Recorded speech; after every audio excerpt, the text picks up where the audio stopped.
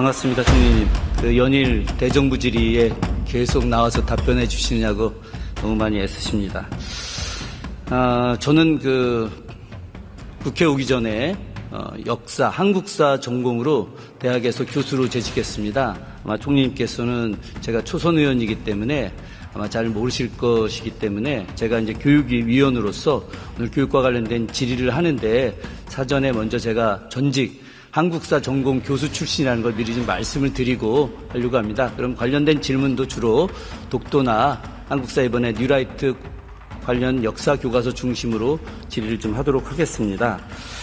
며칠 전 대정부 질의 때 총리님께서 독도 기념의 날 법안 제정에 굉장히 신중해야 된다. 신중해야 될 이유가 어떤 분쟁 지역으로 만드는 열등한 외교가 될 수 있다라는 말씀을 해주셨는데요. 기억나시죠? 네. 예. 사실 제가 그 법안을 발의한 장본인입니다. 그래서 그걸 총리님한테 뭐라고 말씀드리는 게 아니라 그건 나름대로 의미가 있기 때문에 그런 법안을 이제 제정을 했다라고 하는 거고, 이제 어쨌든 발의됐으니까 이후에 본회의에서 역할이 좀 있을 거라고 생각을 하는데요. 관련해서 제가 독도 관련된 내용으로 좀 질문 좀 드리겠습니다. 총리님, 이명박 정부 시기에 주미대사 역임하셨었죠? 네. 네. 주미대사는 외교부 장관과 더불어서 외교에서 가장 중요한 역할을 하는 자리라고 생각을 합니다. 맞죠? 네, 예. 바쁜 자리인 건 예, 네. PPT장 사진 한번 좀 올려봐 주시겠습니까? 이 사진이 2012년에 이명박 대통령께서 헬기 타고 독도 방문했었습니다. 그래서 현직 대통령이 독도 방문한 것이 이제 처음 있는 일이었고요. 그래서 당시 광복절을 앞두고 있어서 언론에서 굉장히 주목했었습니다. 아마 기억나실 겁니다. 근데 이명박 대통령이 방문하기 전에 중요한 사전 작업이 좀 있었습니다. 당시 2008년 7월 29일 이명박 대통령 이제 취임한 직후에 한승수 당시 국무총리께서 독도를 사전에 먼저 방문해서 우리 땅 독도라고 하는 이제 편말을 먼저 세워놓으셨어요. 총리님, 저는 다른 동료 의원들하고 같이 독도를 지금 지킨다, 또 한일 간에 여러 문제도 있고 해서 내용은 좀 길지만 축소하면은 독도의 기념의 날을 제정을 했는데, 근데 제가 이제 드리고 싶은 것은 대통령이 독도를 가거나 국무총리가 당시 방문해서 표지석을 세우는 이런 일들이 이거는 이제 당시에 괜찮고, 당시에 어쨌든 주미대사도 하셨고 그 뒤에 무역협회 회장도 하셨었는데 그런 건 괜찮고, 지금 국가기념일로 독도를 제정하자라고 하는 수많은 국민들의 뜻을 담아서 법안 제정하는 것에 대해서는 그것이 열등한 외교라고 생각을 하시는지요? 그때 제가 그때 그 과정에 관여를 안 했습니다만 이명박 대통령께서 독도를 방문하시는 것에 대해서도 아마 상당히 내부적으로 많은 논의가 있었던 걸로 알고 있습니다. 그리고 이명박 대통령께서 아마 같이 수행을 해가지고 갔었던 분들은 외교나 이런 쪽의 강요가 아니었고 환경 쪽에 아마 강요들하고 같이 가셨던 걸로 알고 있습니다. 그러니까 가능한 한 그런 독도를 정치적인 차원에서 외교적인 차원에서 쟁점화를 하지 않으려고 노력하셨던 거 아닌가, 저는 그렇게 생각합니다. 어쨌든 총리님 입장은 답변하기가 좀 어려우실 수도 있으실 텐데, 저희 입장에서는 분쟁 지역을 만드는 열등한 외교보다는 독도를 지키겠다라고 하는 그런 것들, 최근에 또 일본의 그런 입장들 관련해서 기념의 날 제정에 대한 이야기를 한 것이고요. 총리님, 독도 관련된 질문 좀 더 드려보겠습니다. 이건 예전에 2023년에 연합뉴스에 나왔던 기사 내용을 중심으로 제가 말씀을 드리는 건데요. 총리님, 국무총리실과 매우 유사한 성격의 일본의 정부 조직 기구가 혹시 어떤 기구가 있는지 혹시 아십니까? 글쎄요. 관방실. 맞습니다. 예, 맞습니다. 정확하게 맞습니다. 내각관방입니다. 내각관방 홈페이지 한번 좀 올려봐 주시겠습니까? 예, 내각관방 홈페이지 들어가면은요, 여기에 딱 표지열이 나옵니다. 일본의 영토, 북방 영토, 죽도, 독도 말하는 거죠. 그리고 센카쿠 열도 관련된 겁니다. 그 아래 이제 일본의 영토 이렇게 되어 있습니다. 일본 국무총리실 형식이 되겠죠. 내각감방. 이 홈페이지 첫 화면에 독도가 자기네 땅이라고 이렇게 이야기하고 있는데 굉장히 충격적이지 않습니까? 혹시 이 홈페이지 들어가 보신 적이 있으신가요? 홈페이지는 안 들어가 봤습니다만 예. 일본의 입장은 항상 여일하게 독도는 자기네 땅이다. 예. 이제 그 관련해서 더 말씀드리겠습니다. 저희는 뭐 절대로 인정하고 있지 않습니다. 예, 예. 자, 그게 이제 문제인 거죠. 총리님께서 그렇게 말씀하실 거라고 생각을 했는데요. 그 다음 한번 보시겠습니까? 자, 교육용 관련된 그 자료에도 이건 이제 홈페이지에 나와 있는 내용들입니다. 예, 초등학교, 일본 초등학교, 예, 이거 올라와야 되는데요. 예. 자, PT 안 올라오나요? 예, 예. 여기 보시게 되면 초등학교 교육자료, 여기도 보면 그 독도가 일본 땅이라고 표시되어 있고, 그 다음 PT, 예, 독도 계속 성인용도 돼 있는데, 자, 이런 부분들은 뭐 다 알고 있으니까 이야기하지 않더라도 충격적인 그 PT 한번 보겠습니다. 바로 일본 국민들의 79%가 독도가 일본 땅이다라고 이렇게 생각을 하고 있습니다. 올려주세요. 예. 이 내용이 내각감방 그 홈페이지에 있는 내용입니다. 이게 저희가 뭐 임의라도 조작한 내용이 아니에요. 그리고 이 관련된 내용은 2003년 2월에 연합뉴스에서 보도된 내용입니다. 제가 드리고 싶은 이야기는 일본이 이렇게 이야기할 수 있다 치자 이겁니다. 그런데 대한민국이 최근에 윤석열 정부 들어와서 일본과 굉장히 우호적인 외교 관계를 맺고 있고 또 일본과의 앞으로 미래 관계를 지향한다고 계속 이야기하고 있는데 일본 정부가 저렇게 이야기하는 부분에 대해서 특히나 총리님이 맡고 있는 국무총리실과 매우 유사한 정부 조직이었던 내각감방이 저렇게 하고 있는 거에 대해서 왜 항의를 하거나 아니면 저것을 수정해서 하라고 하는 그런 정부에서의 그런 조치가 없으시냐는 겁니다. 혹시 정부 조치가 있으셨었나요? 외교부는 뭐 위원님께서 더 잘 아시겠습니다만은 항상 일본의 그런 독도를 자기네 땅이라고 하는 그런 행동이나 그 행사를 하면은 반드시 우리가 외교적으로 항의를 하고 그렇게 있고요. 이분들은 하여튼 전부 다 우리 독도 땅은 항상 저렇게 표현을 하고 있습니다만은 우리는 또 절대로 우리의 독도는 또 독도라고 표기를 하면서 계속 서로 이 문제에 대해서는 뭐 조금도 양보할 수 없는 그런 입장을 취하고 있고요. 그리고 결국은 이 모든 것은 우리나라는 지금 이 독도를 우리가 실효적으로 또 역사적으로 지배를 하고 있기 때문에 이 문제를 하나의 그런 국제적인 쟁점화를 하는 것이 오히려 좀 유리하지 않다 이렇게 생각을 하고 있는 겁니다.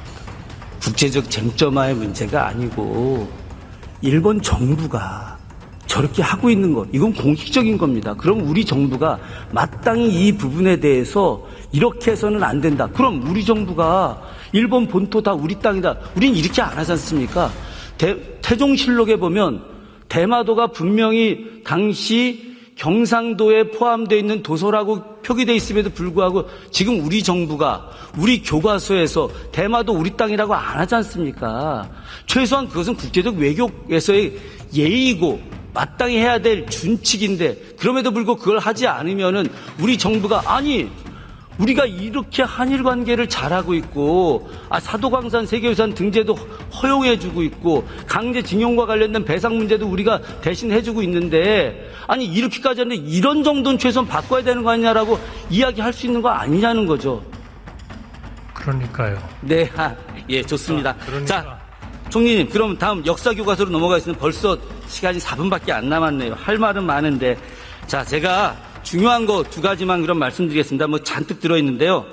자, 역사교과서 관련된 그 PT에 중요한 내용 두 가지가 있습니다. 어떤 내용이냐. 소중화라고 하는 표현이 되어 있습니다. 소중화. 이번 역사교과서에 국정교과서에서도 없던 내용입니다. 저 한번 보시죠. 저게 일반인들은 잘 모르는 내용일 수 있습니다. 조선의 세계관은 소중화였다. 조선은 소중화라는 것에 자부심을 가졌다. 이거 말이 안 되는 얘기입니다. 서울대학교 국사학과 오수창 교수, 덕성여대 그 역사학과 교수였다가 나중에 총장하셨던 한상훈 교수, 저도 조선시대 전공이었거든요.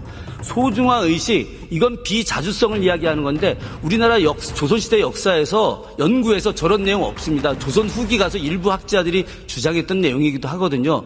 저것은 철저하게 조선시대부터 우리가 타율성론, 비자주성이 있었기 때문에 일본이 우리를 침략할 수밖에 없었다라고 하는 뉴라이트 사관의 핵심 내용입니다. 저거 문제 있다고 생각하지 않으십니까? 글쎄요, 답변하기 좀 곤란하시죠? 전문가에서. 아니, 예. 이거는 이제 교육과정과 네. 현찬 기준 등에 따라서 집필되었고 거기에 따라서 검정심사를 통과한 것으로 알고 있습니다. 예. 하여튼 원론적으로는 총리님께서는 그렇게밖에 대답하실 수 없을 거라고 생각합니다. 제가 이제 구직이 교육부 장관님을 놔두고 총리님을 모신 것은 총리님께서 원체 국정을 총괄하고 계시고 또 모든 분야를 해박하게 알고 계셔서 제가 일부러 그런 건데 하나만 말씀드리겠습니다. 자, 굉장히 중요한 내용입니다. 이 내용은 지금까지 밝히지 않았는데 PT 올려주세요. 이 교과서의 제일 큰 문제는 철저하게 일본의 입장을 대변하고 있다라고 하는 겁니다. 자, 저 총리님 보셨을 때 저기 보면 일본군의 최대 진출 지역이다라고 되어 있습니다. 일본군의 최대 진출 지역이 어디까지 되어 있냐? 분홍색, 우리 한반도, 우리 영토까지 되어 있습니다. 일본군이 우리를 침략한 것입니까? 진출한 것입니까? 침략한 거죠. 분명히 침략한 것입니다. 그런데 저 교과서는 아주 교묘하고 치밀하게 일본의 대외 평창이란 이름으로 진출이라고 하고 있습니다. 진출과 침략은 명백하게 다른 것인데 어떻게 이 교과서가 일본군의 입장을 대변해서 일본의 입장을 대변해서 진출이라고 교과서에 서술할 수 있겠습니까?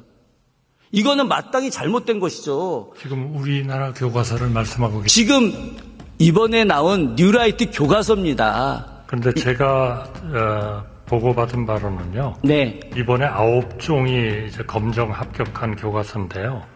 일본이 대한제국의 주권을 빼앗는 과정을 서술하면서 국권 침탈, 침략이라는 용어를 사용했지 진출이라고 기술한 교과서는 없다. 네.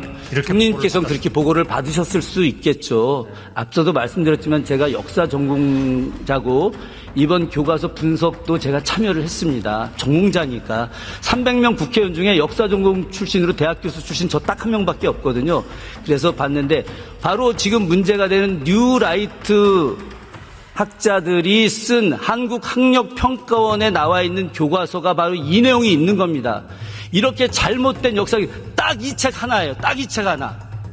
이 책이 문제가 되기 때문에 저희들이 계속해서 이 교과서를 갖다가 검정 철회해야 된다. 이 교과서가 반드시 우리 학생들이 읽게 해서는 교육받게 해서는 안 된다는 걸 말씀드리고 싶은 겁니다. 제가 총리님과 여기서 논쟁하자는 것이 아니라 이러한 것이 있기 때문에 총리님께서 국정을 대통령과 함께 총괄하시는 분이시기 때문에 바로 이주호 교육부 장관에게 말씀하셔서 이 교과서만큼은 반드시 학생들이 읽게 해서는 안 된다라고 말씀해 주셔야 된다는 것입니다.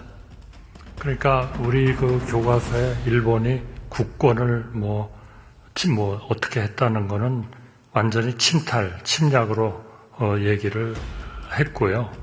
다만 이제 일본의 자본, 상인, 기업들에 대한 서술에서는 가끔 이런 표현을 쓰는 것이 좀 있다. 그런 보고를 받았습니다.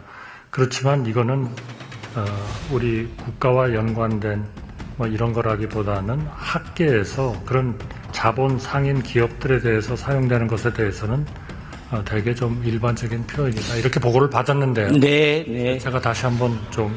네. 이 부분 너무 명백한 겁니다. 이 부분은 절대 우리 역사 서술 방식도 아니고 우리나라에 대한 입장을 대변하는 게 아닙니다. 청소년들한테 어떻게 일본군이 진출했다. 이렇게 서술된 역사 교과서를 가르칠 수 있겠습니까? 이건 절대 아닙니다. 예, 총리님, 하여튼 긴 시간 동안 함께 해주셔서 감사드립니다. 고맙습니다.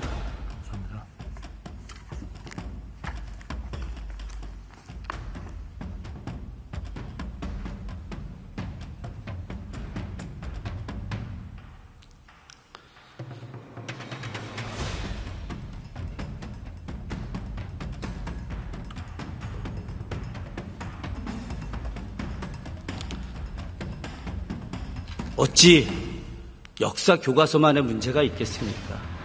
지금 의대 정원 비롯해서 의학 대란, 의료 대란이 일어나고 있지 않습니까? 저희 지역 병원 한 달에 대학병원 100억씩 적자입니다. 국민들 생명 위험합니다. 이런 모든 부분들 총체적으로 다 바꿔야 됩니다. 그렇게 하지 않으면 이 나라 망합니다. 저희들 함께 반드시 이 나라 지키도록 열심히 싸워 나가겠습니다. 고맙습니다. 자, 여기서부터 잠시만 주목해 주시기 바랍니다. 제가 구독자분들을 위해서 깜짝 선물을 하나 준비했습니다. 제가 항상 여러분들께 뭐라고 말씀드렸나요? 뉴스만 평소에 잘 챙겨보셔도 돈이 된다, 돈을 벌 수 있다고 말씀드렸는데요. 자, 여기 보이는 각종 뉴스, 코로나, 러시아 우크라이나의 전쟁, 엔비디아의 실적, 트럼프와 김정은의 관계 등등 이러한 뉴스를 보게 되면 여러분들은 어떤 생각이 드시나요? 그냥 뉴스만 보고 끝내는지, 아니면 이 뉴스를 어떻게 이용할 수 있는지 이 부분을 고민하고 계시는지를 되물어보고 싶습니다. 그 이유가 뭐냐 하면 제가 지난 1월 여러분들께 뭐라고 말씀드렸나요? 지금은 반도체 산업에 관심을 가져야 한다. 뉴스만 보고 그냥 넘기지 마시고 한번 투자 쪽으로 고민해 보셔야 한다라고 말씀을 드렸습니다. 그리고 나서 이런 썸네일을 유튜브나 뉴스를 통해서 많이 보셨을 텐데요.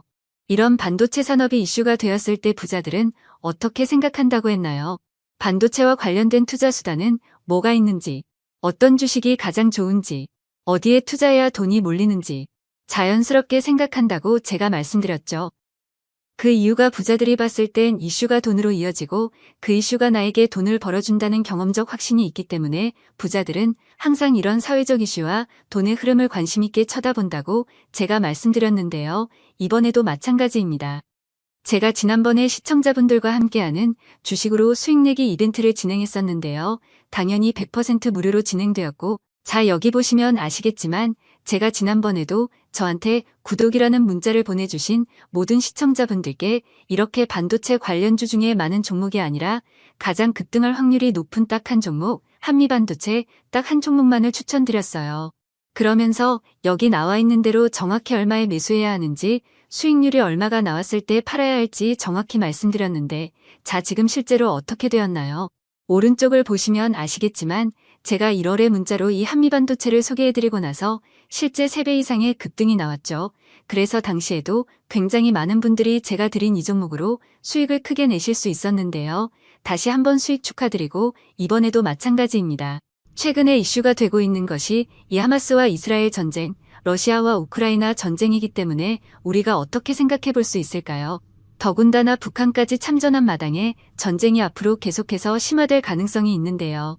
더욱이 중국 또한 대만에 대한 전쟁 압박 수위를 높여가고 있어 전 세계가 혼란스러운 상황입니다. 이렇게 전쟁이 계속해서 심화되면 피해가 커지기 때문에 전쟁에 필요한 군수물자, 의료 지원 물품들이 실제로 더 많이 필요할 수밖에 없는데요. 그럼 그 중에서 실제 전쟁의 여러 물자들을 지원해 본 경험이 있고 건설, 의료 수준이 높은 우리나라 기업들 중에 한 곳이 가장 크게 부각받을 수밖에 없는 것이고 당연히 우리가 이쪽으로 생각해야 된다는 겁니다. 자, 그렇기 때문에 제가 이번에도 뭘 보내드린다고요? 지난번과 마찬가지로 지원이라는 문자를 보내주시면 제가 전쟁 물자 지원 관련주 중에 앞으로 대장주 역할을 하면서 주가가 가장 크게 급등하란 종목을 구독자분들에게 문자로 종목명과 사고 파는 시점을 모두 알려드릴 거예요. 그래서 여러분들이 주식으로 돈 버는 연습을 한번 해보시라 이렇게 말씀을 드리고 혹시라도 나는 주식을 하지 않는다 라고 하시는 분들은 주변에 주식하시는 분들께 추천해 주셔도 되고 연세가 있으신 분들은 자녀분들에게 한번 이걸로 수익을 내보라고 이렇게 조언해 줄 수도 있으시겠지요. 그래서 지금 이 영상을 보시는 시청자분들 중에 나도 이번 종목이 궁금하다 하시는 분들은 누구나 상관없이 어느 시간대나 상관없이 부담 없이 이렇게 위쪽 상단에 제 번호 남겨두고 있습니다. 저의 개인 번호 010-5597-7745 남겨놨고요. 지난번처럼 지원이라고 보내주시면 제가 이번에도 똑같이 무료 추천 급등주 문자를 보내드리겠습니다. 그래서 제 번호 010-5597-7745로 문자 보내주시면 여러분들이 직접 이수를 통해서 돈 버는 연습을 해보실 수 있는 것이고 제가 돈을 받는 것도 투자를 대신 해드리는 것도 아니니까 부담 없이 신청해 주시면 되는 겁니다. 그리고 수익이 나면 저는 다른 것은 바라지 않습니다. 제 채널에 좋아요, 구독 한 번씩만 눌러주시라 이렇게 다시 한번 말씀드리겠습니다.